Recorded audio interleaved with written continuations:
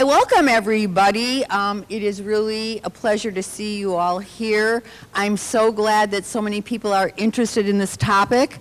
I'm Diane Orr, representing Bend the Arc CU, a Jewish advocacy group fighting for an end to white nationalist, white supremacist hate groups, other things. Our current campaign, Safety Through Solidarity, Building a Hate-Free Community, couldn't be more timely. You'll be happy to hear that tonight's program isn't political. It isn't about conservative or liberal. It's about defending democracy by preventing kids from being indoctrinated into hate groups, some of which espouse violence and worse. We all know by now that when you mix young white men searching for identity with inflammatory white supremacist and neo-Nazi language, what you get has always been dangerous. Increasingly, it has turned deadly. We can't eliminate hate language, but what we can do is recognize when our children are being lured into hate groups and then do something about it before it's too late. That is our speaker, Nora Flanagan's mission. We here in Champaign-Urbana at Bend the Arc owe a huge debt of gratitude to our Bend the Arc National Volunteer Consultant, Timmy Gerson, and the entire team of Bend the Arc Jewish Action that has supported us in all of our efforts in the past. Timmy knew someone who knew Jill from Western State Center, and now we know Nora. And that's how advocacy works. We invited Nora to come here more than 2 months ago, before El Paso and before Dayton. We knew that we needed to learn from her because the murders in Charleston and Christchurch and Pittsburgh and Poway are not isolated incidents. Now her presence is even more urgent. If we can prevent even one young person from indoctrination, we might be saving not only that person's life, but the lives of countless others. Before we get started, I have a few housekeeping issues. First of all, there are 3 exits from the room. There is one here on the north side of the building, and there are 2 in the south area that you probably came through. And there are bathrooms if you go out both exits. And you don't have to raise your hand, even though I know school started today. You don't need to raise your hand if you need to go to the bathroom. So just get up and go. All right. I want to thank Sinai Temple's Board of Trustees for hosting us tonight. And I apologize for all of the headaches and probable palpitations that we have given you over the past several weeks. We want to thank our co-sponsors, Central Illinois Mosque and Islamic Center, who hosted our forum last month, CU Fair, our very dear friends, CUP 61820, who know everything in town, the New America Welcome Center, again, Sinai Temple, Solidarity Sundays, Urbana-Champaign Friends Meeting, and the UU Social Action Committee of the Unitarian Universalist Church. I also want to thank the people who helped us set up this room today. It was a combined effort, a labor of love, if you will, to get all the chairs out. And now I thank the people who are putting food on the table. During the event, if you have a question, we ask it on the note card that you received at registration, and someone will come by periodically to pick up the cards. If you didn't get a card, borrow a piece of paper from someone and just give me the piece of paper. All right.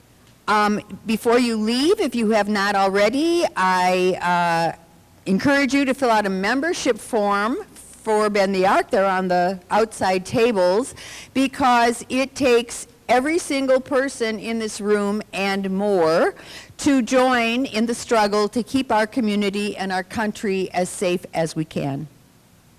And please stick around for refreshments and conversation after the talk. There are some lovely homemade desserts and snacks for you.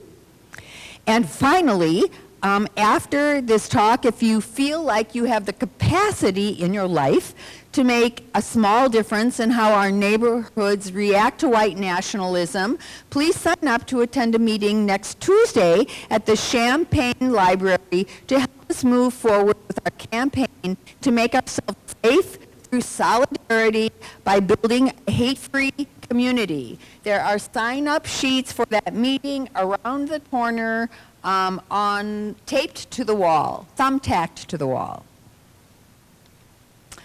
Before introducing Nora, I would like to turn the mic over to Rabbi Alan Cook, the Rabbi of Sinai Temple, to provide some words to set the tone for our work tonight. Rabbi Alan.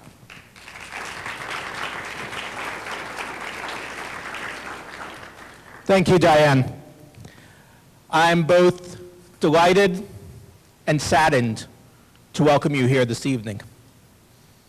I'm saddened that this gathering is necessary and newsworthy. But as Diane alluded to, we know all too well that it is. Despite what Tucker Carlson and others would try to tell us, white nationalism is a problem that is present in our world. I'm delighted to see so many people from all walks of life, from all areas and corners of the CU community come together. And I'm delighted that we can come together within this congregation, within this holy congregation, to lift up the fact that for the past 115 years, Sinai Temple has been serving the Jewish community and has reached out with open arms to the CU community to work together in brotherhood and fellowship, because we believe that building bridges is better than building walls, because we believe that only through love and compassion can we make a difference in this world, and can we fulfill what it is that God expects of us. It was way back in 1949 that South Pacific premiered on Broadway with that song, "You've Got to Be Carefully Taught." You've got to be taught before it's too late, before you are 6 or 7 or 8, to hate all the people your relatives hate. You've got to be carefully taught. And that's a satirical song, but it has a kernel of truth in it, because hate has to be taught. Love is innate. Hate has to be taught. And I have not yet had the pleasure of hearing from Nora, but I'm sure that she's going to tell us tonight how to make sure that hate is not taught in our communities, how to make sure that love flowers, that love prevails, that we continue to build those bridges. And so we ask God's blessing on this assembly. Baruch El Harachaman, Shenatan Lanu et HaZchut ve'et HaChova, Lintor Shalom ve'ahava ve'achava ben kol yoshvei tevel. Blessed are you, O God, the merciful one, who has given us the opportunity, but also the sacred obligation to implant peace and love and brotherhood and fellowship amongst all the peoples of the earth. Amen.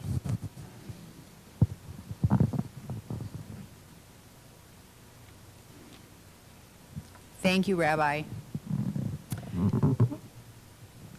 And now it gives me great pleasure to introduce our presenter. Nora Flanagan is a veteran high school English teacher in Chicago and has researched and organized against racism for decades.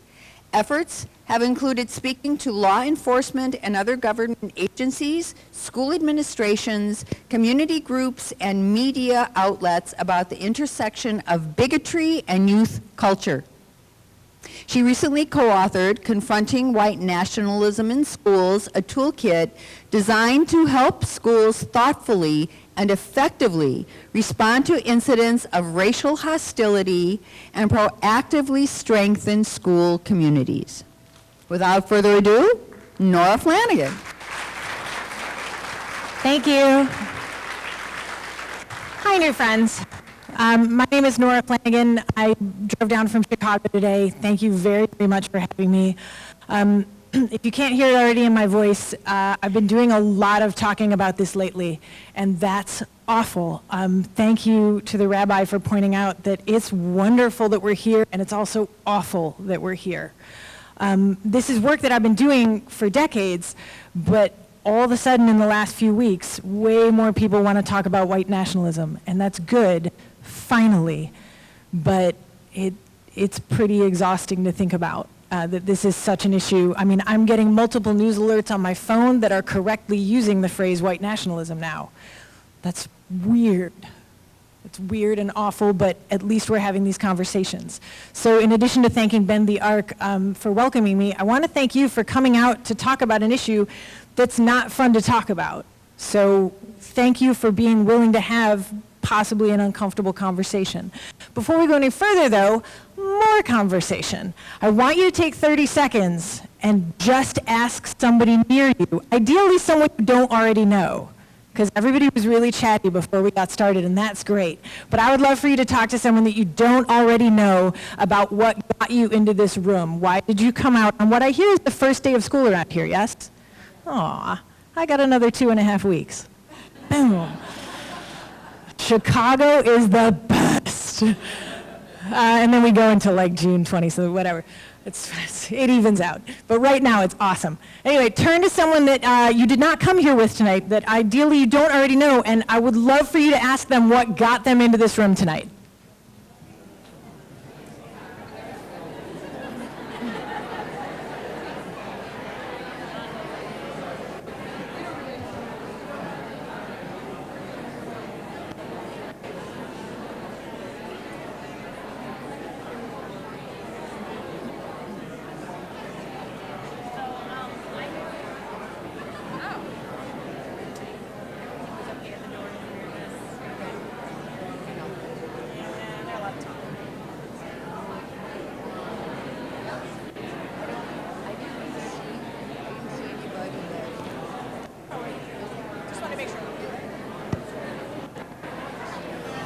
Take another 10, 15 seconds, and we're going to come back together.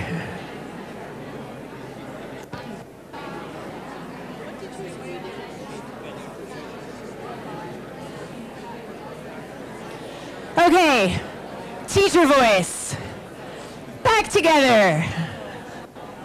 Ooh, I have no cord. I can go anywhere. This is fun.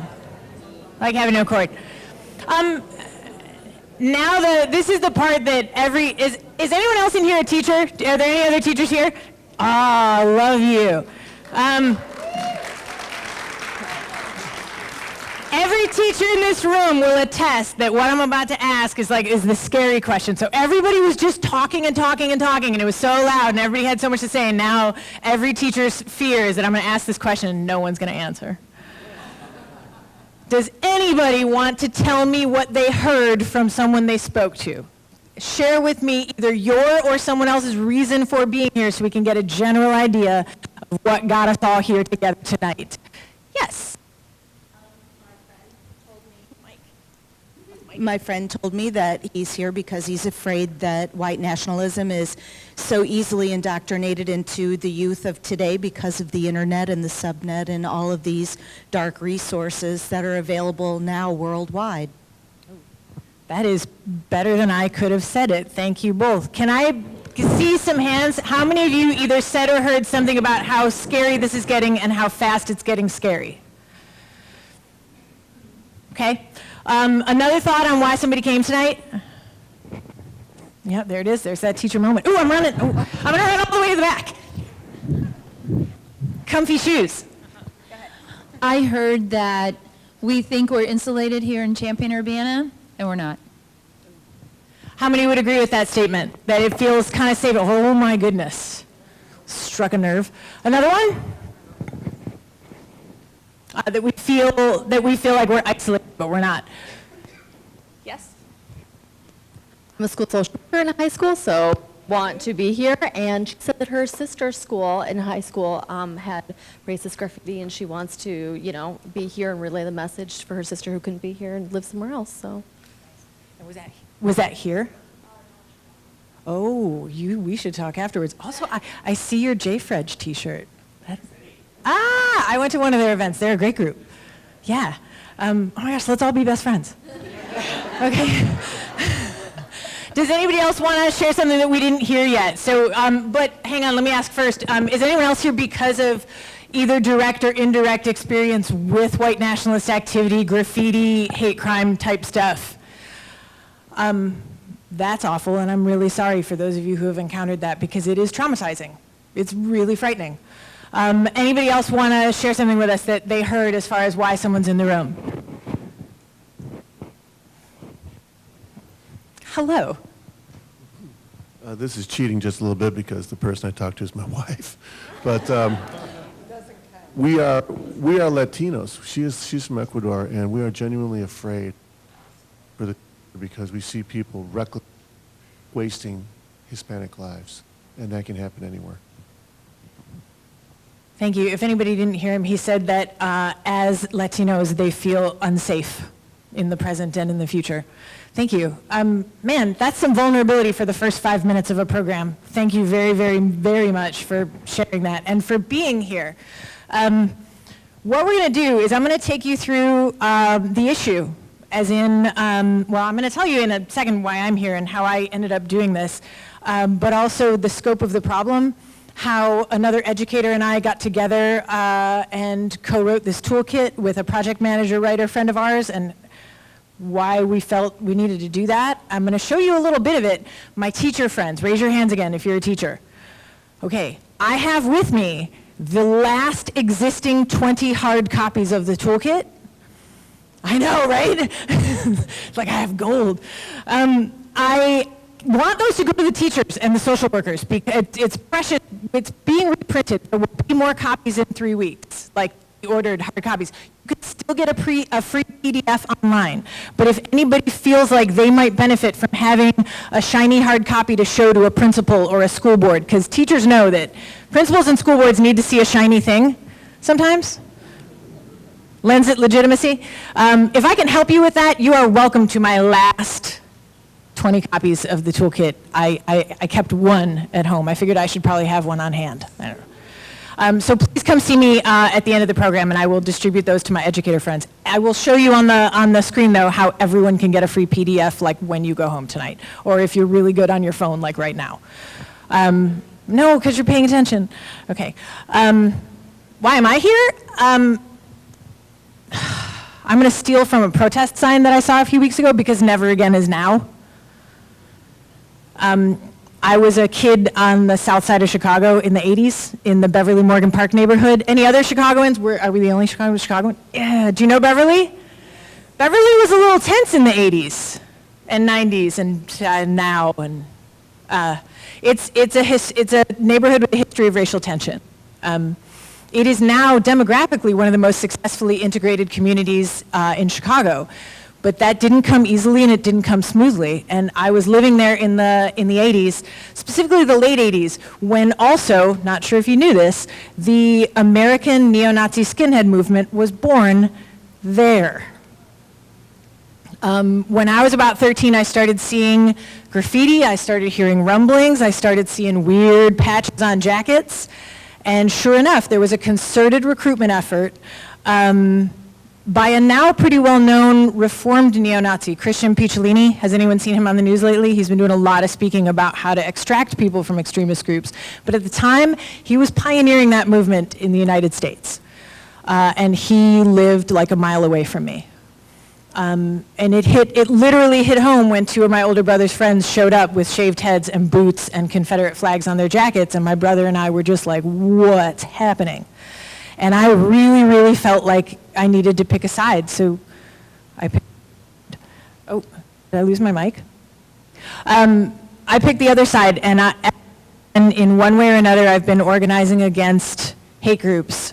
First as a teenager in the Chicago punk scene. Like, it was happening at shows, so we started organizing anti-racist shows.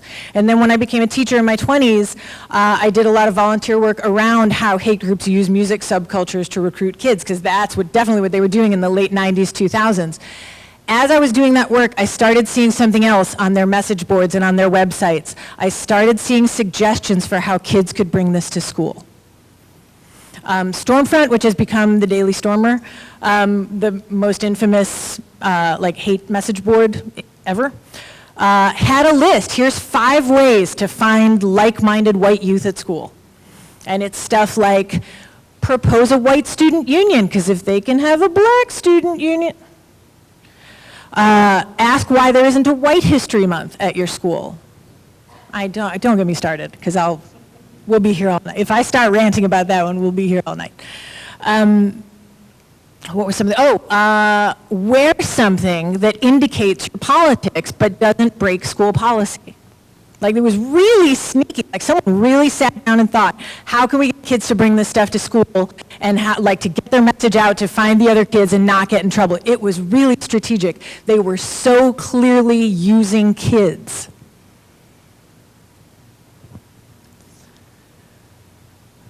It wasn't a fluke. That was by design. I mean, we say all the time about how the kids are the future and that's where we need to focus our attention. That's where they're focusing their attention. And I started to see all of these concerted efforts around recruitment in schools, and I thought, well, that's bad. And then I started to see it at school. I've taught at 2 very diverse, high-achieving schools in Chicago. And I've seen it in both schools. I've seen it in the form of kids wearing patches on jackets, carrying flyers and distributing those. I watched the editor of our school newspaper one year write an editorial column advocating for White History Month. And they ran it. So I saw these same very things that I had seen in my research coming to life in schools, and now I'm seeing them more and more often. They look different, though. We'll get to that in a second. Like, the recruitment efforts and the designs on getting a foothold in schools look different now than they used to. We used to look for kids wearing a swastika t-shirt. We used to look for kids wearing a Confederate flag. Now you have to listen for kids name-dropping shady podcasters. And now you have to look for kids who are quick to say that everyone is too sensitive nowadays. Like, there are these different kind of markers. But anyway, so the thing that got me here is I found myself doing this work and advocating for a higher level of awareness about these issues because nobody really knew what to look and listen for. And then if they saw it, they didn't know how to respond. I have seen historically schools underreact or overreact. What does overreaction look like? Any ideas? What does it look like when a school overreacts to something a kid does? Suspension. Get them out of here. An expulsion hearing if you want to make people think you're really serious, because that's definitely the way to go, is to end a kid's education. Especially if it comes with nothing else. Is anybody else a social worker or counselor or other clinician? Oh, bless you. We don't involve you folks in the talks. We just discipline the kid and then bring him back and he's going to be fine. It's going to be fine. That's the overreaction that can backfire and martyr the kid, drive him deeper into that movement, make it clear that we thought we took care of this with a one-shot disciplinary action. So that's the overreaction. What does underreaction look like in a school or community for that matter? Oh, thanks. Boys will be boys. Kids being kids. This is fine. Flames, this is fine. What else does underreaction look like? Oh, snowflakes. Yeah, don't be so sensitive. It's just a phase. My least favorite, we were kidding.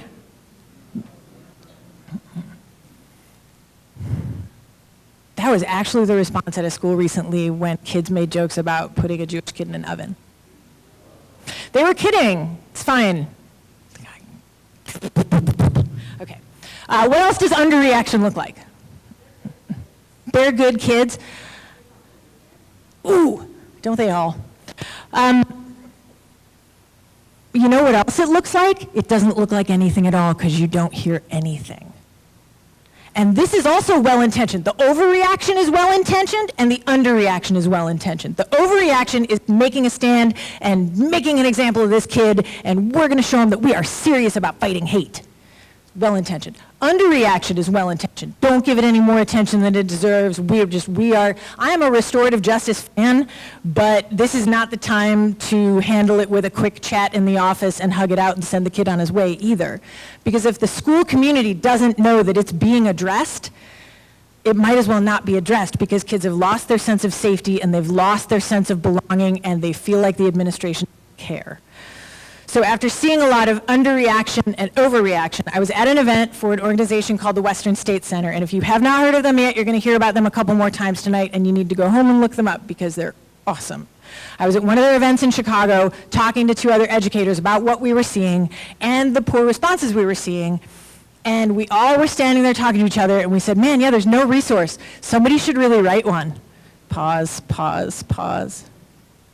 And here I am. Another educator and I, who is based in Portland, along with a project manager at the Western State Center, wrote this resource, mainly in one weekend locked in a conference room. Has anybody seen it yet? Has anybody taken a look at the toolkit? Oh, I'm so glad. You all should, because it's free. We wrote most of it in a weekend, and then we did some editing and some fine-tuning and some resource gathering because it was necessary. We had no idea a year ago when we were starting the writing process how necessary it would be right now and how many groups we would be talking to and how many places we would be going to share this information. And again, that's awful, but I'm really glad you're here. So let's talk a little more about what's going on.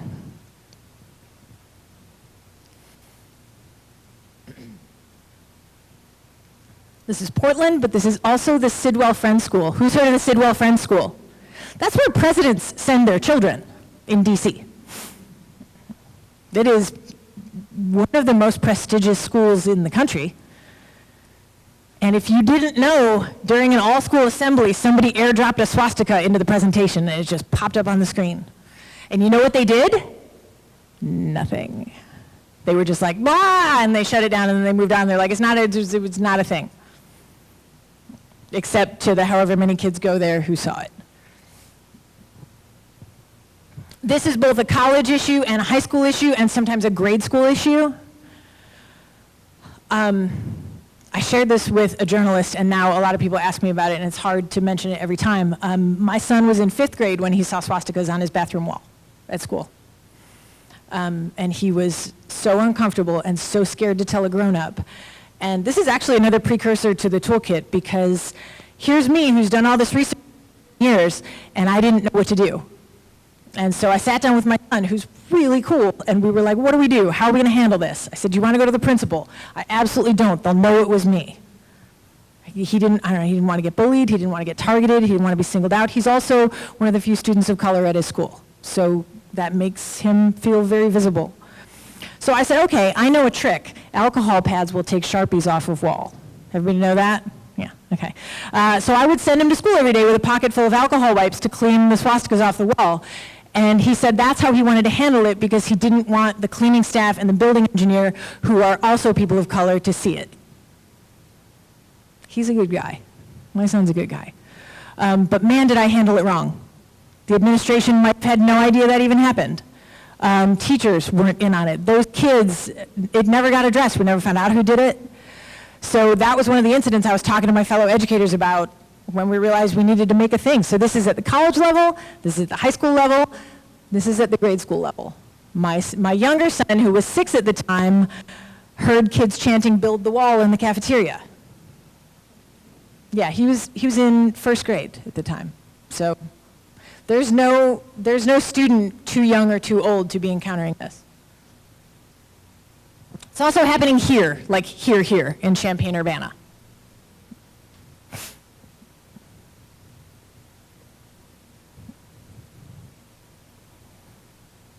And happening again, and happening again, and happening again. The dates for these headlines, because it's tiny. This is October 2018. This is January 2019. This is July 2019. And then I also got pictures sent to me from earlier this week, I believe. This happened again earlier this week? Razor blades? I've heard that too. If anyone hasn't heard, you do have to exercise caution taking stickers and posters down because it's a thing to put razor blades underneath them to injure anyone who tries to remove them. Are we surprised by the caliber of people we're dealing with? Not remotely. But we've spotted that in Chicago too. So this isn't something that has happened here. This is something happening pretty continuously here. At some point, we got to ask why. It is not because Champaign-Urbana is a hateful community. I'm going to say that again, because I never want to come to a community that I'm not from and feel like I am indicting it. Champaign-Urbana is not a hateful community. In fact, it might be that Champaign-Urbana gets targeted because you're not a hateful community. Because you do welcome students from all over the world to your world-class university. You do have people of all walks of life who've lived here for generations. I'm not saying Champaign-Urbana is without its problems. I'm not saying it's an idyllic utopia. But I'm saying you might be targeted for your diversity, just like right now Beverly's being targeted again, maybe because it's successfully diversified. So before we become like a self-doubting, self-hating community, acknowledge that one of the reasons you might be targeted is because of your diversity and because you are welcoming. Before we go further, we got to talk about some terms. Was anybody here for Bend the Arc's last info session a few weeks ago? It was beginning of July, right? I understand that you all talked a lot about the term white nationalism. Does anybody want to own it and say, I'm actually not real clear about that term? Because that's kind of newish to me. It's fine, it's good. A lot of us grew up with the term white supremacy. I want to explain the difference between those terms before we go on. But before I explain anything, I'm going to drink some water. Talk amongst yourselves again. Hold on. Okay, cool. White supremacy, I like the way this is worded, so I don't read slides because I know that everybody knows how to read, but on these I'm going to take exception and read these because this is important, this is wordsmithing. White supremacy is a waning term, and that's a term that's going away, that has generally referred to aggressive forms of racism and other bigotry. White supremacy references a system designed to maintain control. What's that? Trying to stay back from that a little bit. White nationalism, but please notice my pause. White nationalism includes those holding white supremacist beliefs, but more specifically references modern racist, anti-immigrant, Islamophobic, anti-LGBTQ, misogynistic, and anti-Semitic rhetoric, beliefs, and political efforts. In other words, so much more hate. But also, white nationalists, to varying extents, advocate for an all-white ethno-state within the United States. In case you're thinking, nuh-uh, think about all the rhetoric about who's an American and who's not, who belongs here and who doesn't, and who should or should not go back where they came from. More Americans than you would think do believe that whiteness is a qualifier for being American. This is an important distinction. Key difference. White nationalism is built on anti-Semitic conspiracy theory. Full stop. I'm going to say it again. White nationalism is built on anti-Semitic conspiracy theory. 2 years ago, almost to the day, a human was murdered in Charlottesville by a mob of folks that the night before were chanting, "Jews will not replace us." So those who would separate out xenophobia, racism, homophobia from anti-Semitism, it is all balled up together, and this is in some ways the start of it. It seeks to build political power. It uses misogyny and homophobia as a recruitment pipeline. Now, you might not be ready to be a white nationalist, but let's talk about women. The mass murderer in Dayton was a raging misogynist, like concerted effort raging misogynist. Also, white nationalism has anti-immigrant, anti-black, and anti-Muslim policy goals. Note those last two words, policy goals. We've seen more movement on policies in the last couple of years against these groups than probably in decades. By the way, now is a good time to remind you that if you have any questions, please write them on the cards and we will field them. We've got a nice chunk of time set aside for questions towards the end. How serious is it? It gets bad fast. Youth do remain the primary target for recruitment, and once we recruit them, the ideology and the rhetoric escalates, and it escalates quickly. Also, it's branching out. Yep, music used to be the thing. You know where a lot of recruitment's happening now? Don't say the internet. The internet, that's been a while. I mean, yes. Gaming platforms, and YouTube. YouTube is going to have a reckoning because their algorithm is putting stuff in front of kids that they shouldn't put in front of kids. And they're only now starting to talk about it like it only just occurred to them. They've known for a really long time. But multiplayer gaming platforms, that's the thing now. Seems like a good time to point out, I love Fortnite. I don't play it. I can't figure that stuff out. I can barely play Mario. But my older son is, and Fortnite has given him a way to connect with kids at school that he doesn't necessarily talk to, and now they get on their bikes and ride around the neighborhood in person. And so I'm a Fortnite fan. This is not me hating on multiplayer games. But you got to know who your kids are talking to in gaming, just like on the internet, just like on the phone, just like in person, because that's the new spot. SPLC reports a 30% increase in hate groups between 2015 and 2019. That's 1,020 organizations by the end of 2018. And hate groups are up 17% in 2017, which is the last year for which the data is available. I checked because I thought, man, we have to have new numbers by now. The numbers for 2017 came out in November of 2018. So what do I think it's going to look like for the next set of data? It's not going to be good.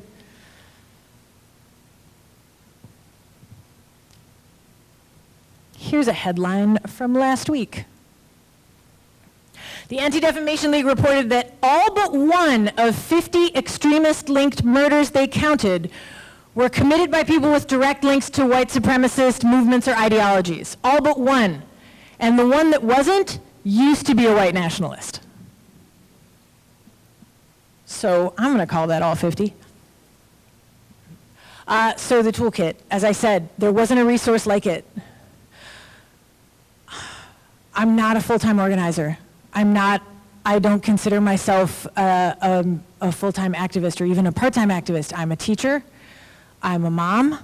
I have a husband who works 24-hour shifts. He's a firefighter, so that's a scheduling challenge. I coach a youth sport. I still go to concerts sometimes when I can get a babysitter. Like, this is not my life work. But the thing is, somebody had to do it. And if there's one thing you leave the room with, it's when there's something that needs to get done, you can do it. We'll talk a little more about that later. We're going to do some, this is billed as a workshop. We're going to workshop, so hang on. I want to tell you a little about the resource because I want you all to go home and get on the Western State Center website and request it. We wanted to introduce the issue. We wanted to communicate its gravity to people without overstating it, but also without understating it. Again, we're trying to find that spot in the middle. We needed to define some terms. We needed to describe the scope. We wanted to give examples. We thought this was going to be a little booklet. It's like 50-something pages long. I don't know. It's just kept going. But there was all this stuff we wanted to get across. Hang on. But the guts of our toolkit are these scenarios. We sat down and brainstormed what are the sorts of things we see in schools and communities that indicate white nationalist activity. And we started with the most anonymous and general, as in somebody writes a swastika on the bathroom wall and we don't know who. And then we took it all the way up. There's 5 sets of scenarios, all the way up to a kid is advocating to start a white nationalist group at school, or he or she is working with an outside group to recruit kids.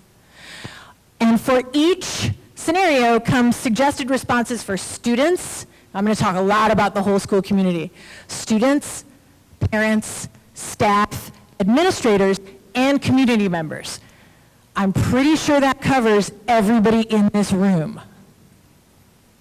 Because if you're sitting here thinking, well, my kids are out of school. I bet you live kind of near one, though. Or you live by a park or a house of worship. All of these places can be engaged in this conversation. You know who's been in this conversation with me a lot too? Librarians. Are there any librarians here?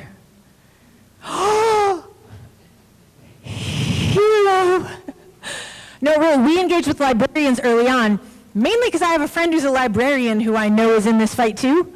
And I emailed him and I said, can I send you something real weird to take a look at? Because I would love a librarian's input. And he gave us so many good suggestions about how to think about other youth spaces, like church youth groups, like libraries, like after-school programs, like sports teams, all of it.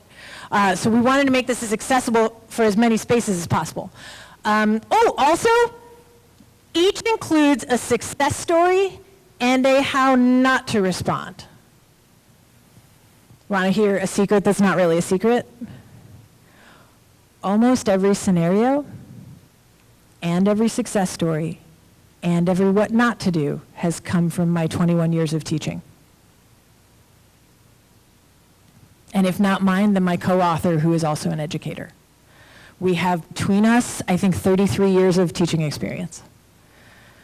We've seen all this stuff, even the stuff that you think, no, that's not, yep.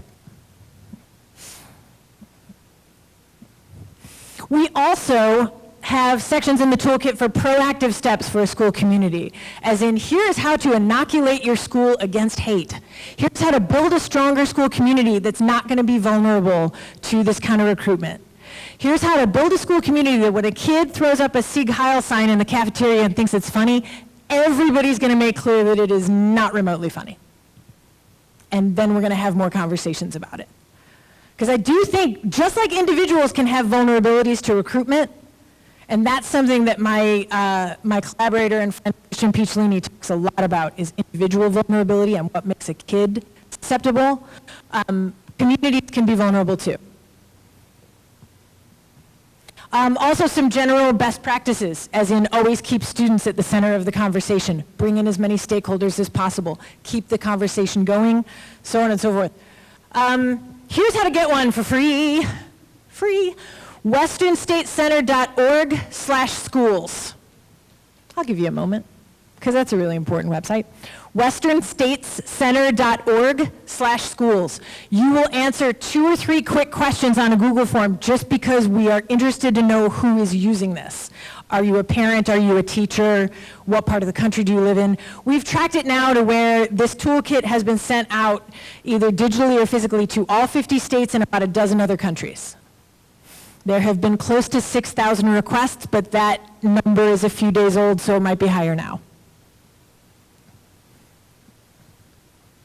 We are about to print an updated version with additional resources, some success stories that we've heard about using the toolkit, and a really scary extra section that I wish we hadn't realized we needed, which is what happens when white nationalism is communicated from staff members in a school. You know what? It came up as a possible section when we wrote it the first time, and we were like, nuh-uh. Yeah, it's happened enough times since we printed it that we added it. So, that's me and my work and what I've done and why I'm running around talking to people about white nationalism in schools. How does this apply to what you're seeing in Champaign-Urbana? You're seeing a lot of instances of flyering and graffiti. Why flyer and graffiti? It's anonymous, safe-ish, yeah? Why else? Why is that the way? It's not hard stop illegal. Depends on what they put and where, but yeah, it's not something they're going to go to jail for, right? Free speech. I'm a huge free speech fan. Yes. As far coming back. As far as a return on the effort investment, it's visible, it's low risk. It's also kind of cowardly. And I'm not saying that just because I want to say that Nazis are cowards. No, I mean, it's, if anything, if we're looking for a bright spot in why they're choosing these routes, it's that they know this is a diverse community. And they know that, I don't know, if they show up in a big crowded public place and try to recruit face-to-face, they're probably not going to get a great response. But if they can get a few people, if they can get a few kids to click on their website, if they can get a few frustrated folks, then that, yeah, it's a return on investment. And then what do? How many of you have ever posted your frustration about this on social media? That's all right. Or lamented to friends, or talked about how this is getting scary, or man, we need to do something, and we get upset, and we stress about it, and we get flustered, and then we're done.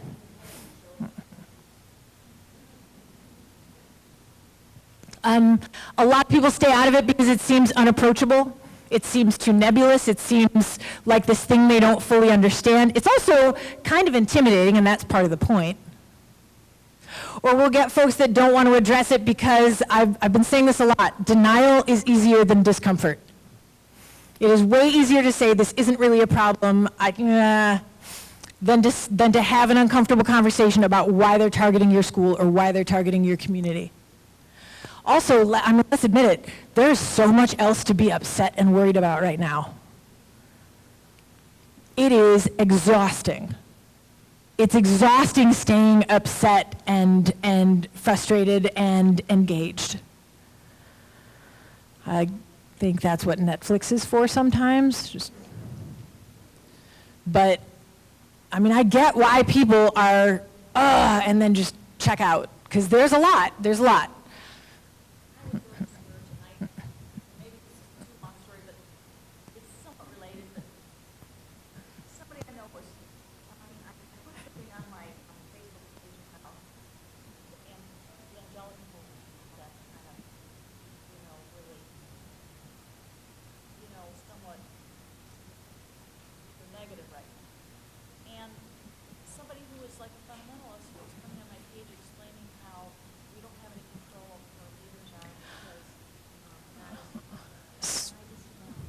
So she's talking about how you also can frequently be attacked on social media if you voice your frustration.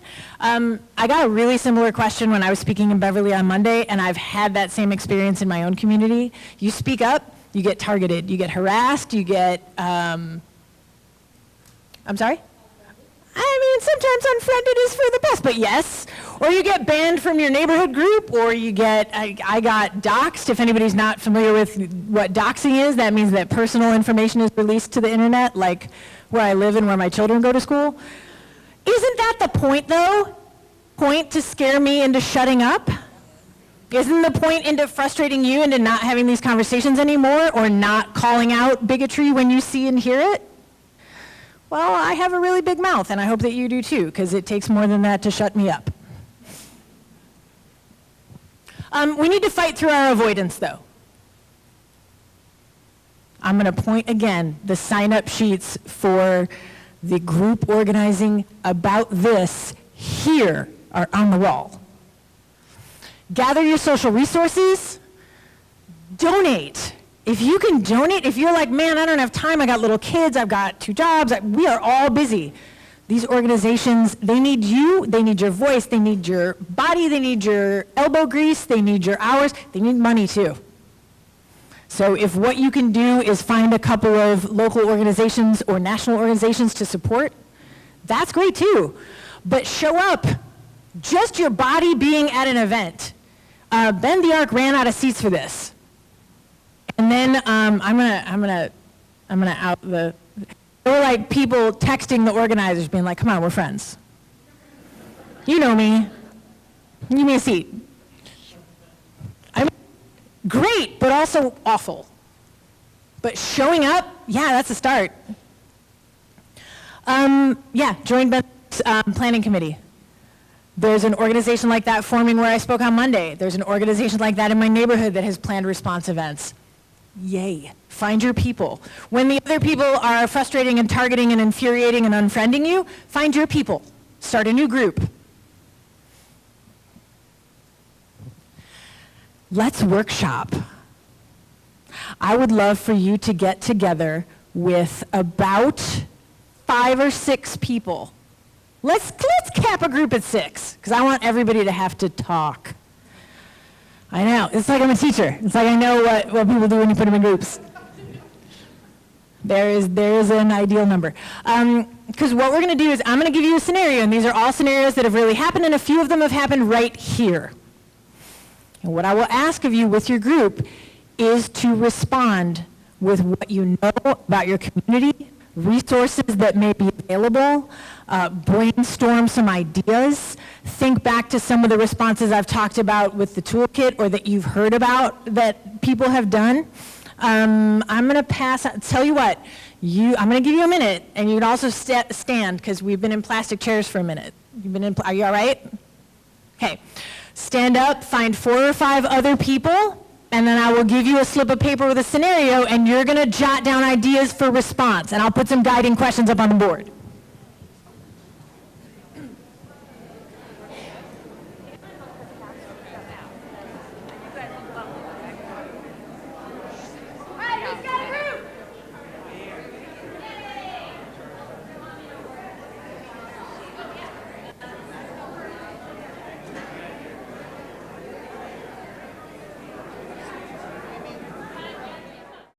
To that, it was to be prepared in advance, have the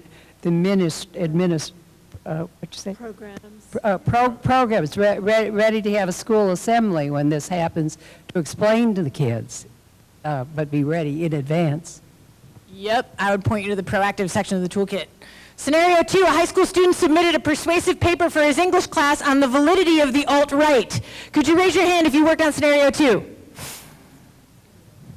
This happened in my class. All these happened. All right, tell me a really great idea you came up with to confront scenario 2. Sure. A high school student submitted a persuasive paper for his English class on the validity of the alt-right, meaning the new wave of white nationalist organizations. Sure. We said grade the paper with She said grade the paper with the rubric. You know what I'm going to say next? Hey, teachers, have your rubric include validity of source material and concrete, like, validity of arguments. Because if you grade a kid on how much you don't like his political opinion, you're doing it wrong. Yep. Yep. Yeah. Very good. That's a tricky one, though, and this is one that's happening way more often. Another one for scenario 2. So we wanted to prioritize getting into a conversation with the teacher, the student, a social worker, maybe the parents, and the administration. And then we mostly talked about how to get into that conversation in a way that was going to be appropriate for that kid, and that was going to be case by case. Wait, you're saying that there's not a one-size-fits-all solution for kids who, yeah. And I love that you included wraparound services, counselors, social workers. I love, one of the things I always ask my students, I give a survey out on the first day, little Google form. One question always on my first day Google form is, tell me another adult in this building that you like and respect and trust. Because I want to know, like, if I'm wondering about this kid, if I'm having trouble getting a read on what's going on, I can go to their volleyball coach or their history teacher from last year or the security guard who always gives them milk in the morning. We have a security guard who gives everyone milk. And our students love him. So his name comes up a lot. So find out who else you can lean on for these situations. I'm going to go quickly because I don't want us to run out of time. Anybody have one for scenario 2, especially my teacher folk that you wanted to add? I just want to check with you, from what you said about 3 or 4 minutes ago about don't go against the kid based on his politics, you're affirming that kid's right to free speech. Am I right on that? That's a really, yeah. If you didn't hear him, he said you can't grade a kid on politics because also that's denying his free expression. Agreed. I love that the first thing we heard was graded according to the rubric, but is go back a step and build a rubric that requires too much validity to cite Richard Spencer. Don't Google that guy. Oh, unless it's the gift. No, don't. You know. All right, scenario 3. A group of students brings it to the attention of administrators that a specific student is posting online that your school discriminates against white students by facilitating a black student union and hosting a Black History Month event. One post calls for white students to walk out of this event in protest. So this scenario aims at stuff that is happening technically outside of school, Like outside of the realm of the school building. It's not on the building, it's not in the building, it's about the building though. Schools struggle all the time with how to address social media stuff, whether it's bullying or bigotry, harassment. So where are my scenario 3 folks? Making my way towards the back. Okay, could you raise your hand if you came up with a nice idea for scenario 3? Yes? Comment over. Yes? Idea? Many ideas. Give us one. I think one thing you don't want to do is give them a platform for rebuttal. So you would isolate the student or students in a group setting so that way you can talk to them and establish some form of empathy for the group that they're against or not for. So that way they might be able to empathize with their classmates. The idea was establish dialogue to foster empathy. Yep. That's what we did at my school when that happened. We sat these students down with leaders from our Black Student Union, and they talked to each other like human beings. And I'm not saying we solved racism that day, but we surely kept it from escalating on social media outside our line of sight. Nice. Any other ideas for scenario 3? One thing, I mean, we also had a lot of ideas, but one thing that we talked a lot about was protecting the identity of the students that came forward and reinforcing their willingness to do so. Making sure, because kids, like you said, kids who are in minority groups don't necessarily feel comfortable coming forward, and then, in a situation like this where something's posted on social media, this might be the one shot because, then something's on Snapchat and it disappears in minutes. And, so encouraging, again, keeping those kids confidential, and as you're working towards a greater dialogue and including people, encouraging some confidential manner for kids to come forward with other issues. That's a great segue into another tool that schools should have. And also, I don't think this is a bad idea for faith groups or community centers or any other place where students or even adults might gather, is a reporting system, an anonymous online reporting system. Before you give me the one, what about when someone wants to get back at their ex who hurt their feelings and statistically it doesn't happen. We have not had an issue with that. We made ours include a name for a while because we were having some legal concerns, and kids still use it. Like if they're afraid to come forward, they'll have a friend do it. Or I've had kids come to me and say, could you please put this on the safety minder, which is the adorable name we have for it. It is a Google form, and it is linked from the front page of my school's website. I think you have to click a couple things to get it. I'm telling you, steal it. Northside College Prep, Mustang Safety Minder. I helped develop it. I did not get to name it. It is a quick Google form. What's going on? How can we help? Have you told another adult in the building? Like, just lining up some questions. And we have had students use it for things great and small, because telling about stuff like that is scary. Like I said, my own son, who I like to think I'm raising to be a little punk, was too scared to talk to the grown-ups in the building. I'm going to go on to scenario 4. A local neo-Nazi has been seen twice handing out flyers at local football games. These same racist flyers have been appearing on cars and front lawns of homes near the school. Flyers? That's happening here in your community. Who worked on scenario 4? Do you have an idea about scenario 4 to share? I'll be over there in 1 second. He's closer. I'll be right there, I promise. I'm wearing comfy shoes, but I'm still wearing dress shoes. All right. Hold on. So the main idea that we had was if we do see him at the event, then he can be escorted off school property for violating policy. And it also alerts the police as to who the identity is of who's handing out the flyers. That's really smart. If you didn't hear, most schools have a policy about distributing flyers, propaganda, materials on school property. Use the policies you have. Very good. I didn't forget. Who was over here? Cutting through. Thanks. No, you're fine. Our group said they should form a group contact the police, the mayor, the city council, the superintendent, the principal, the football coach. Everyone should know about it.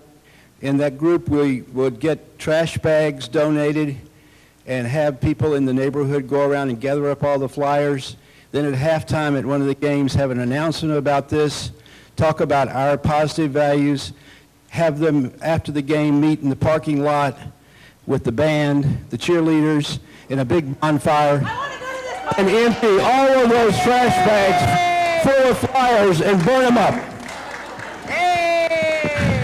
Raise your hand if you would like to go to this party. I don't even understand how football works, and I want to go. No, but I love that they included the football team, because when you look at school community role models, there's a lot of school communities where the sports teams are the school role models. I teach at a nerd school where like the Latin team are the national champions. It's true. But we don't even have a football team, by the way. So we make t-shirts for my school that says Northside football undefeated since 1998, which is when the school opened. Yeah, I know. Okay. Scenario 5. A student at your local high school counter-protested a student anti-violence walkout by waving white nationalist signs and wearing the t-shirt of a white nationalist group. Shortly afterward, a white nationalist Twitter account publicly reached out to the students to engage him. Quick backstory, this happened in another city after the March for Our Lives. A student who strongly disagreed with the March for Our Lives showed up in like white nationalist regalia with flyers and flags and stuff, and then it was recognized by established groups on Twitter. So, who had scenario 5? I thought this one was really hard, to be honest. Something to share with us about scenario 5? Well, we view this as a question of the school's culture, so the audience for the solution has got to be the entire student body.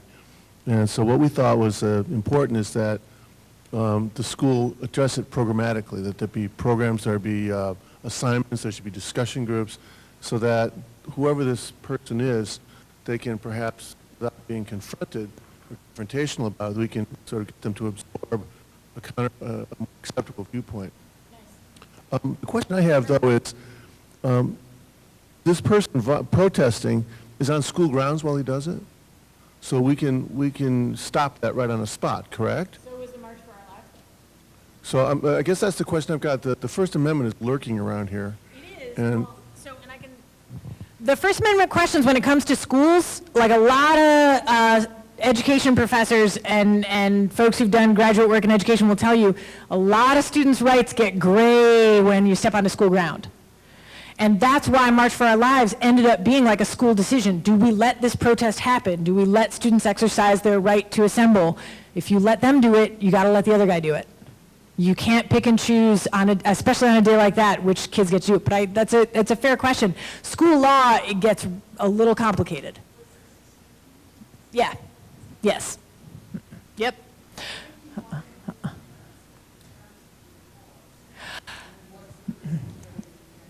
In my experience, it's 50-50. 50% of the time, parents are horrified and don't know how this happened, and 50% of the time, parents are like, why are you targeting my kid? Because he's white? So I had one more person who's going to tell us about scenario 5, and then I'm going to zip through the other ones because I want to leave time for questions. Are you writing questions on cards? Yes. Oh, I love questions. Okay. Scenario 5, anybody else? Oh, yes. I'm running. Backpack, shoes, legs, got it. Oh, never mind. I'm going to go on to scenario 6 then. Hi. Good to meet you too. It's good to be here. All right. Scenario 6, members of your school's boys basketball team yelled racial slurs at their opposing team during a recent home game. Who worked on scenario 6? I'm glad you're making a horrified noise, but you know this has happened, right? Wait, where's my friend from Cincinnati who went to Hughes High School? I was talking to an older gentleman who went, where is he? My Cincinnati friend. Okay. I was talking to a gentleman who went to high school in the 30s. I know, I was really excited he was here. Oh, hey, 40s, there he is. He said that every time he played another area, I hope you don't mind me sharing this, is this okay? Is this all right to say? Okay. Every time he played a neighboring school, they had a rhymey, racist, anti-Semitic chant about his school because lots of black kids and Jewish kids went there. And he said if you won, you had to fight your way out. Yeah. So this is an experience our kids are still running into. Wow. Oh, man.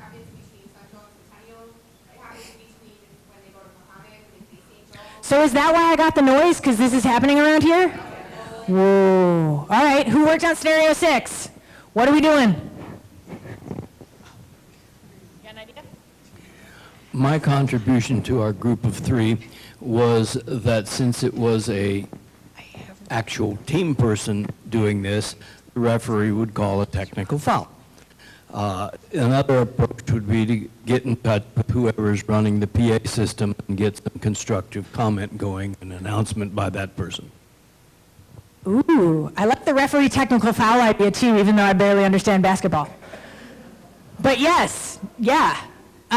You also are going to need to find a leader who's on board, whether it's the athletic director or the coach or a prominent parent in the community, a principal. You got to find some power-holding stakeholder to be on your side about this and realize that it's a big deal. Because if you're hearing about it again and again, it's not going to stop. I'm not part of that group, but at what you're just saying, I think you could, if the captain of the team is a respected member, it might work even better from him because he's one of them. Yep. He's one of the kids. And if he talks to his team and says, this is not acceptable, maybe it sticks. Yeah. I want to talk more about this one because I'm a fan of creative nonviolent protest. I kind of want the entire basketball team who's on the receiving end to walk off the floor. Like, we're done, you can have the game, bye. Nobody wants to play with you anymore.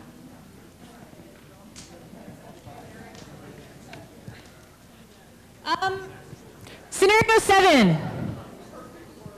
Scenario 7 was actually written for Champaign-Urbana. An established white nationalist group has publicly declared that your town is listed for increased recruitment efforts in the coming weeks. Some of these groups are talking about your area as a good place to get stuff going.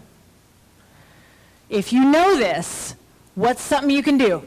There's endless possibilities. Who worked on scenario 7? It's a scary one, but it's true. Okay, so we worked on this scenario, and we had a couple angles on this. So when they talked about increased recruitment efforts, so we weren't quite sure if it was maybe flyers or propaganda or just a physical presence. Yep. The rumor is that there's a group that has a recruitment quota in your area, in case you're wondering. Okay, so in that case, we leaned more towards approaching the leaders of different organizations like churches, schools, YMCA, mayors of small towns. So we're from a very small town, and so we would encourage everyone to have a conversation, and then our response would be to act but not overreact. So we would then maybe stage peaceful protest signs, marches, and get a more message of love and inclusion out there. Like the Safety Through Solidarity Action Team? Woo! I'm telling you, the more you make clear that this is not the place, the less this will be the place. Thank you very much for saying that. Bed the Ark thanks you as well. And last but not least, hang on. I have too many things. Okay. Oh, this is about my old neighborhood. A white nationalist group put up flyers and stickers along the route for your town's 4th of July parade the night before the parade. Organizers see the materials as people begin to line the streets. I heard people talking about this one. Where were you? Where was my group that worked on scenario 8? Hey, I know I was eavesdropping for a while. Can you tell us something about scenario 8, which by the way is about the St. Patrick's Day parade through Beverly? This is what happened this year. Well, being that this was in a public place, we really weren't sure what our rights were as far as taking something down, or doing something. So we had a few ideas, and we had limited time. So we thought to alert the police that we have the license or permit for the parade. This is our parade. Things have been put up that are not ours, and that we would organize our group and get something to cover over them with. Perhaps we have posters that are left over that aren't being used that we could immediately cover over. That's really smart and way faster than trying to take them down. Why didn't... And there is the issue that it might be kind of like dangerous. Oh, I gotta think, okay.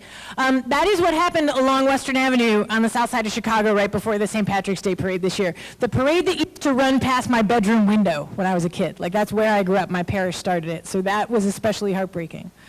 Oh my gosh, that's all of them. What?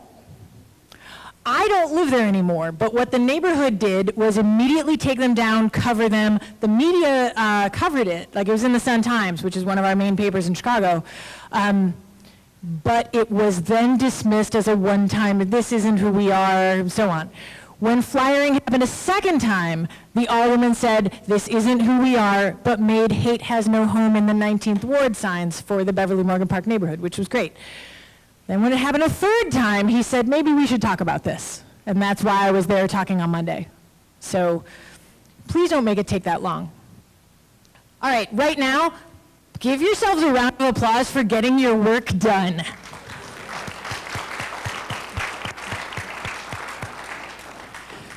So the point of that was to get everybody thinking and to make you realize not just some of the issues that you might run up against, but the resources and ideas that you need are in the room. If you just get together with a few other people that are worried about this, you can come up with a really good solution. I have a couple more slides and then we're going to do questions.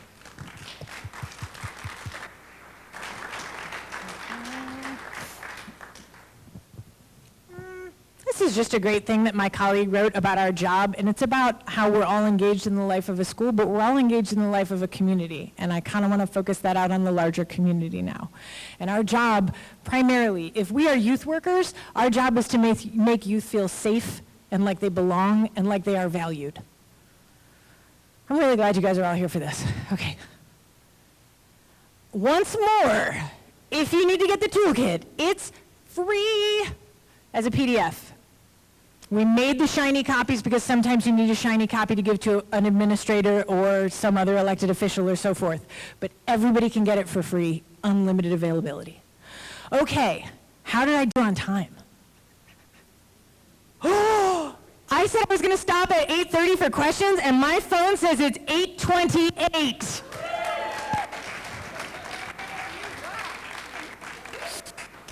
Never goes that well at school. Ever. Okay, do we have question cards that are ready? Oh, okay. Can you give me a second, and I'll have some people come around and grab question cards. I'm going to go through as many of these as I can, and then we're going to stop in about 15, 20 minutes and eat cookies. I haven't gotten any cookies yet, so I would like to do that. Ooh, this is a really great question. Do you find that recruiting kids for white nationalist activities is the same way kids are recruited for gangs? Yep. Yep. This is where I would point you to my friend and collaborator Christian Picciolini's story. He wrote a memoir called White American Youth, and it talks about how he was from a good family that was not racist, that was like good, hardworking immigrant folks, and he was recruited for white nationalism because he felt all by himself and felt like he didn't have a place and felt like he didn't people. He uses the term potholes. Potholes can be trauma. Potholes can be grief. Potholes can be substance vulnerability. And we can look at these folks and demonize them and think that they're some other kind of human than we are. They're not. They had a vulnerability and it was exploited. And do I think it's the same as gang recruitment? Yep. White nationalism doesn't have the economic angle that gang recruitment does.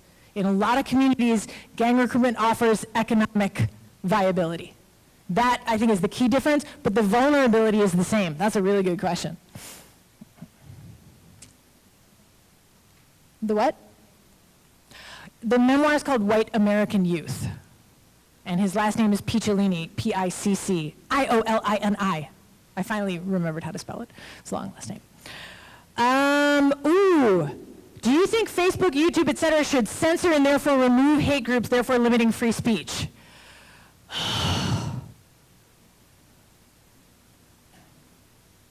I don't know. I know that in schools, it's kind of the shout and fight theater thing. If speech endangers a group or individual or community, it stops being as free as we would maybe like to think sometimes.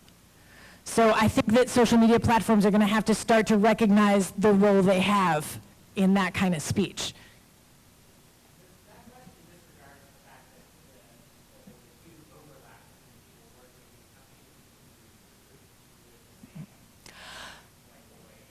You know what I heard too is that the folks who are tasked with monitoring are being won over to those groups. Yep, that's true. It is a bit of a circle there. Oh,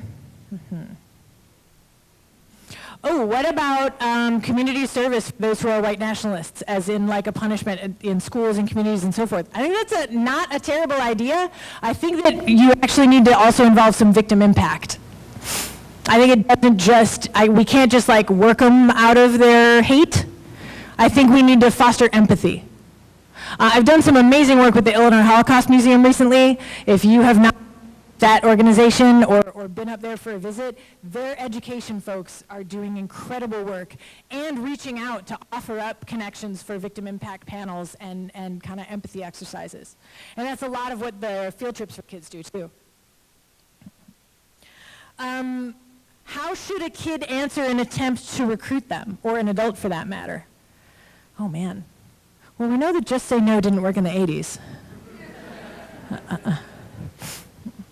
You know what? As the mother of 2 sons, everything about how I raise my kids is couched in me wanting them to be able to talk to me and tell me stuff.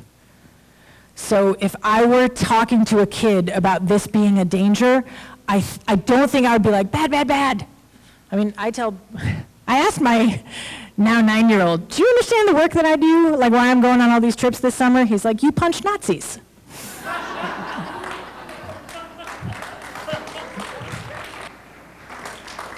And then I explained to him what metaphorically means. I'm metaphorically Nazis. I mean, I communicate to them that bad, and I'm trying to raise great kids like everybody else. Actually, Christian Picciolini and I are giving a talk next month through an organization called Embrace Race about how parents can talk to their kids about this issue. So if you don't know about Embrace Race, Google them, and I'll be talking online. It's a free webinar. Next, but it's going to be actually really great. But this is something I'm thinking about as a parent. I guess I would just lean on, I want my sons to come talk to me. Like if anybody hurt them or anybody threatened them, I want them to be able to tell me. I'm going to get through a couple more. Can you wave at me when it's 8:45? Thanks. Oh, this is a long and good question. I'm going to sum it up though. What about microaggressions?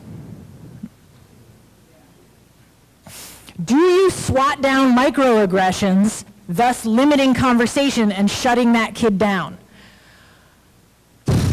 I don't have a quick, easy answer. I know microaggressions are kind of the new code language. It's how kids find each other, it's how they say who they are, and it's how they show who's in charge. And for that reason, it's dangerous. I have called my class to a screeching halt over a microaggression. But I try, and it is so hard, to take a breath and not swat the kid down. Microaggression means, okay, so the example that made me stop my class was a girl was talking about sometimes how she feels unsafe around grown-up men. It was when when the Me Too movement was really getting national attention. And she was talking about how just she sometimes feels unsafe because sometimes older men are creepy and she doesn't know and a male student talked over her to say that it's all in women's heads. Right? Like if ever there was a time to be like, you can't though. You can't. You have to take a breath and say, hold on. First of all, I want her to finish speaking. Second, I'm going to go ahead and say, you can't tell her how she feels, and we can't dictate someone else's experiences. Like, I felt like, don't always get it right, trust me, but I felt like that time I took a breath, stayed calm, was really clear, did not just let it go, but also didn't demonize the kid. And then, one thing I'm really good at is water under the bridge. We move on. If it's really intense, I might talk to the kid real quick after class when everybody's gone and no one is going to see this conversation, so that I've reacted to it in front of students and moved on, and we're going to be okay, but pointed it out. So microaggressions, though, that's kind of the new code speak. I'm really glad somebody asked that question. Give me a second. That's why we wrote the new section in the toolkit. The question was, what about when it comes from the teacher? It's one of the reasons my school set up a culture and climate team. Because as a teacher, I don't feel comfortable going to a colleague and being like, man, you're transphobic. Because we've run into a lot of transphobia from staff members who can't use all these new pronouns. No, you just don't want to. I'm not in a position to tell them, and it gets really sticky to go to an administration about a colleague as well. So much like a lot of the situations we've talked about, set something up first so that when something comes up, you've got a body of folks representing a cross-section of disciplines, roles, demographics, to talk about a response, and bring something to the administration as a body so that one teacher doesn't have to do it. Thank you for saying that. I mean, this is something my school's figuring out as we speak. And it's a hard one. What are you doing? We okay? Ooh. Is this toolkit, I'm assuming, appropriate to send to my daughter's college? How do I get this information to my daughter's college, and who do I get this to? So as far as who we designed it for, we designed it for all stakeholders, specifically around high schools, but not exclusively. One of the things in the introduction says this is easily adaptable for middle schools or elementary schools, and this is easily adaptable for college. Some of the policy issues change because high schools have certain rules and colleges need to have other rules. And also we're talking about legal adults who are not under their parents' care. But other than that, I honestly feel like this is useful, and I've heard it's useful from elementary school on up. As far as how to get it, you can forward them that link, or you can get the PDF. I'm giving you my blessing. You can forward the PDF. There's no money changing hands here. The PDF is completely free. We have people fill out the form just because, again, we're trying to track like who needs it and who's using it. But once you request the PDF and get it, send it wherever you think it needs to go. Just drop it in an email to your kid's school board. Hey, I saw this thing. Seems pretty valuable. If you'd like to talk about it more, I can totally do that. I hope that answers the question. I think it's useful for everybody. I do think faith groups should have it. I do think youth workers should have it. Libraries too. Let's see. Ooh. This question's juicy. I'm not trying to get in the middle of this one, but I'm going to edit a tiny bit. Champaign-Urbana is targeted for recruitment because of the county's high levels of segregation. Demographics play a huge role. And U of I's historic complicity. The optics responses, like hate has no home signs, are not enough. What next? Totally agree, and I'm the one leading the talk. This talk is not enough. I didn't just cure hate in Champaign-Urbana? No. But maybe this is a start. Maybe this gets a couple people out of the mindset where this is just too much, I don't know what to do, this is unapproachable. I don't understand this stuff, I don't understand the symbols, the acronyms, I don't get it. This is a start. A sign on your front lawn? I have that sign on my front lawn. It's a start. If they're putting their flags up, put yours up. If they're trying to find their people, find your people. As far as how to approach the university, I cannot begin to tell you how to do that because I don't live here. I'm not going to insert myself into a community that I'm not part of for that. But keep talking. Demand more conversations. Does anyone work in affiliation with the university? Great. Start a conversation in your department. whatever department that is. The next time it's on the news, be like, man, I learned some stuff about this. We should get together and talk more. There are equity committees and diversity organizations and so on and so forth. What are they doing?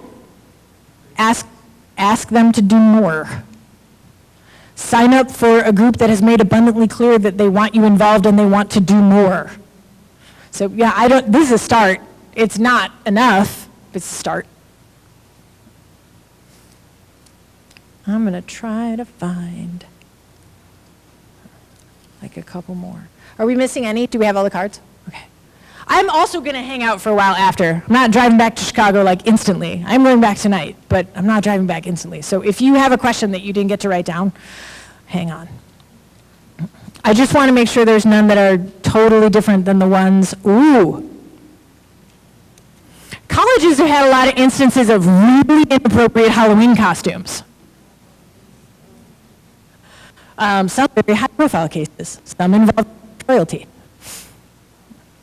You know that, right? When the princess showed up dressed like a Nazi? That was adorable. It's happened at, I know it's happened at Northwestern pretty recently. That barely qualifies as a microaggression anymore. That used to be considered a microaggression. Now I think that's a macroaggression. It's also just racist. That's true. You're in a community with a long history of that kind of aggression and appropriation. And you gotta, I don't know, get people in power on board with that. Or just keep shaming them. I don't know. That's one case where I'm kind of a fan of the shame part. At my school, though, like immediately after I taught Native American literature, my students showed me Snapchats of kids at my school, one of whom was in the class dressed in indigenous costuming for the Halloween dance. Like, he was in my class when we talked about the appropriation. Yeah, it was I'm gonna do one more. We're gonna eat.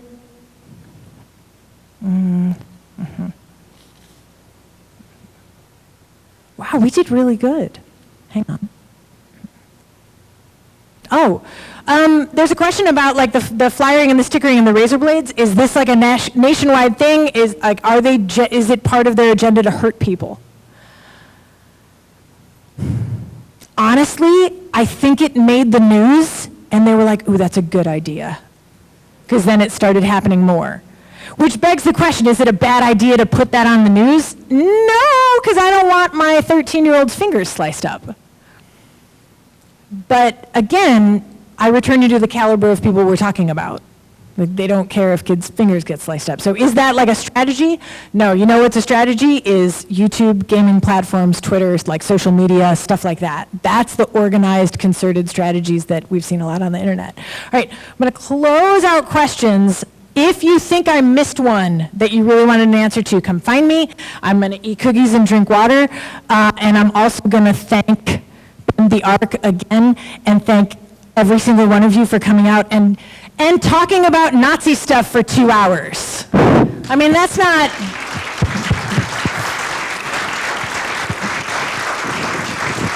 That's not what we think is going to be a really fun Thursday. It's Thursday, right? Thursday. It's not what we think is going to be a really fun Thursday night, but I'm glad we did this. I'm glad we had this conversation. I'm glad we got ourselves talking and thinking and brainstorming and connecting. I'm also going to remind you one more time, the Bend the Arc sign-up stuff is on the wall. Please go see it. But come up and high-five me or shake my hand or ask me more questions. I'll be hanging out, eating cookies and drinking water. Thank you very, very, very much for coming tonight.